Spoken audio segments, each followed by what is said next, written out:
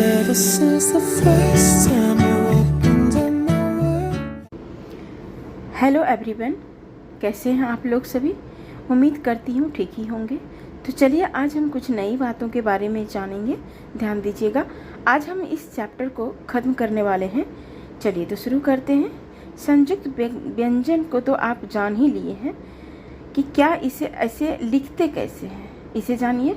इसको जानने से पहले संयुक्ताक्षर की परिभाषा को जान लेते हैं कि संयुक्ताक्षर किसे कहते हैं।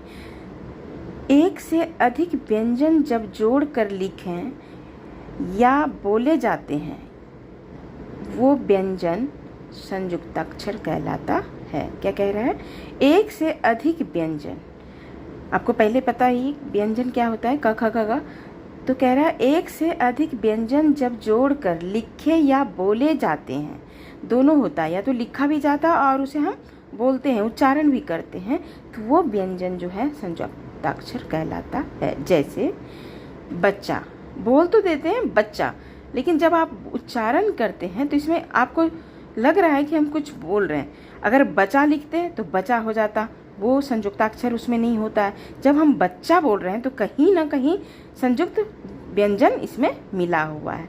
जैसे बच्चा, पक्का, चक्की, ध्यान, विद्या आदि। इनमें पहला व्यंजन जो है असहित होता है। पहला क्या होता है? असहित, मतलब अ तो स्वर हो गया, लेकिन जब हम बच्चा बोलते हैं तो क्या होता है? ब प्लस अ, इसमें स्वर आ गया, इसीलिए कहते हैं इनमें पहला व्यंजन जो होता है असहित होता है और दूसरा व्यंजन असहित होता है। ठीक है। विद्यार्थी अधिकतर र का जब प्रयोग करते हैं तो उसमें गलतियां करते हैं, अशुद्धियां करते हैं। इसमें ध्यान दीजिए, जहाँ गलत करते हैं वो चीज़ें, बातें मार्क करने लायक है। यदि र अपने स्वर सहित रूप में है तथा इसके पहले का व्यंजन आधा स्वर रहित है तो यह इसके नीचे इस तरह का, जैसे हलंत टाइप से लिखते हैं, उसमें वो लगता है।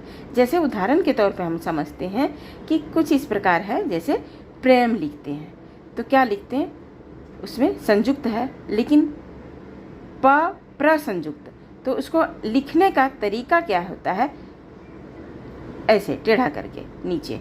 तो उसमें ये बच्चे अक्सर इसमें गलतियां करते हैं, उसे समझ में नहीं आता है कि क्या लिखते हैं। अक्सर बच्चे, क्या आपने देखा होगा, क्या लिखेंगे? प र ए की मात्रा म, प्रेम, लेकिन वो अशुद्ध है। अगर इसको शुद्ध के रूप में देखा जाए तो प्र ए म, तो ये जो है ना, यही है संयुक्ताक्षर। जैसे प्रकाश, उसी तरह राष्ट्र आदि। प्रेम शब्द में क्या आया तो क्या लिखते हैं? जैसे प्र लिखते हैं तो ये ब्रैकेट में शो कर रहा है, जैसे इस तरह का प, आधा प प्लस र, तब जाके प्र हुआ है। इसका यह मिला हुआ रूप है, यानी मिश्रित रूप है। इसी प्रकार राष्ट्र में क्या आया? ट्र। जैसे लास्ट वर्ड क्या है? ट्र, ट फिर नीचे हलंत प्लस र का मिश्रित रूप है। यहाँ ट में एक हलंत है तथा दूसरे र में इस साइड से जुड़ा हुआ जो ये चिन्ह शुरू कर रहा है, आप देख लीजिए ब्रैकेट में। स के साथ र का प्रयोग इस रूप में होता है, जैसे स्र लिखते हैं तो क्या?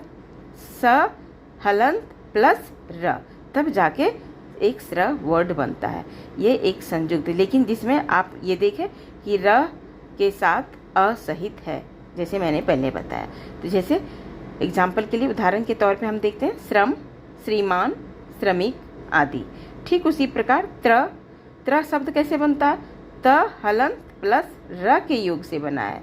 उसी तरह सत्र, उसके बाद अस्त्र बोलते हैं इसको, स हलंत प्लस त्र, तो क्या हो जाता है? अस्त्र। जैसे वस्त्र, शस्त्र आदि। तो इसी प्रकार से ये कहते हैं। वर्ण विच्छेद किसे कहते हैं? वर्णों के मेल से जो शब्द बनते हैं, आपको पता चल जाएगा कि वह शब्द कैसे, अब शब्द का निर्माण कैसे होता है।